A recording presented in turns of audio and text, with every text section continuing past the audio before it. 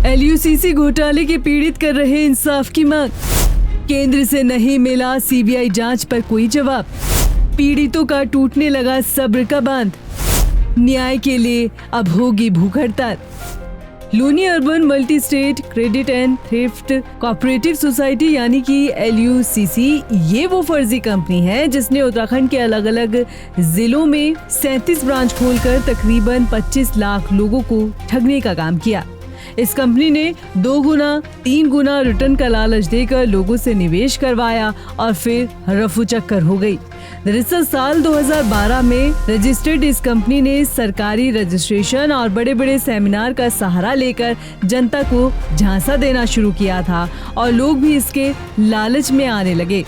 लोगों ने जमीन जायदाद बेचकर रिश्तेदारों से कर्ज लेकर लाखों करोड़ों रुपए निवेश किए, लेकिन 2024 आते आते कंपनी ने एक झटके में सभी ब्रांच बंद कर दी और मालिक विदेश भाग निकला। अब तक का अनुमान है कि करीब 800 करोड़ रुपए का घोटाला हुआ है।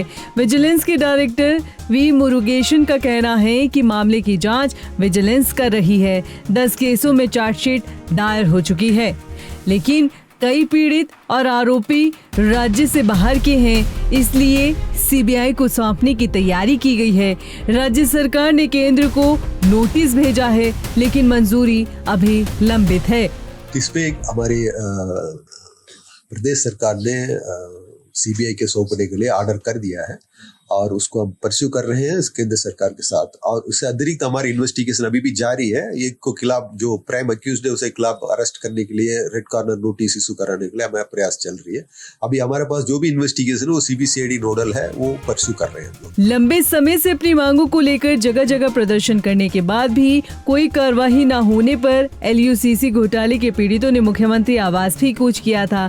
इस घोटाले में हजारों निवेशकों से करोड़ों रुपए की ठगी का आरोप है, जिसमें कंपनी ने 2 गुना रिटर्न का लालच देकर लोगों से पैसा जमा करवाया और फिर कार्यालय बंद कर फरार हो गई। वर्तमान में विजिलेंस इस पूरे मामले की जांच कर रही है और कई आरोपी गिरफ्तार किए जा चुके हैं, जबकि मुख्य आरोपी समीर अग्रवाल पर 50,000 रुपए का इनाम घोषित किया गया है।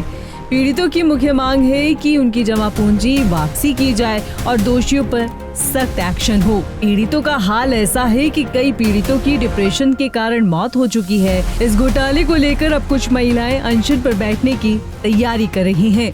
ये जो घटना हुई है, सरकार को तो इसके बारे में 2023 में पता लग गया था, क्योंकि सोसाइटी को नोटिस मिल गया था कि ये सोसाइटी उत्तराखंड में गलत तरीके से काम कर रही है। लेकिन जो जनता इसमें पैसा लगा रही थी उसको इसके बारे में कुछ पता नहीं था। हमें जो पता चलता है वो धनतेरस के दिन 2024 29 अक्टूबर को पता लगता है।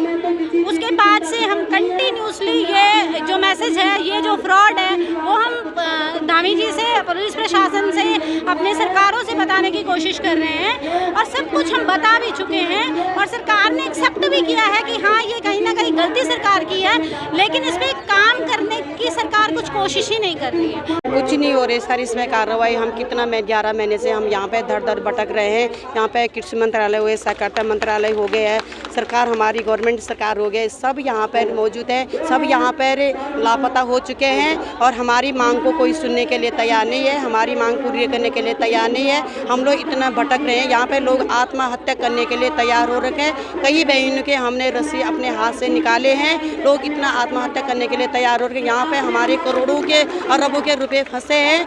हमारे अपने उत्तराखंड सरकार से यही निवेदन है, यही हाथ जोड़ के रिक्वेस्ट है कि आप लोग हमारा भुगतान जल्द से जल्द करें। हम लोग इतना दर दर भटक रहे हैं और आप लोगों को क्या या तो सरकार इसमें मिली है या सरकार के पीठ नाक के नीचे ये काम हुए हैं, तो सरकार ने इसमें ध्यान क्यों नहीं दिया। उत्तराखंड का ये घोटाला प्रदेश का ही नहीं बल्कि पूरे देश का मामला बन चुका है।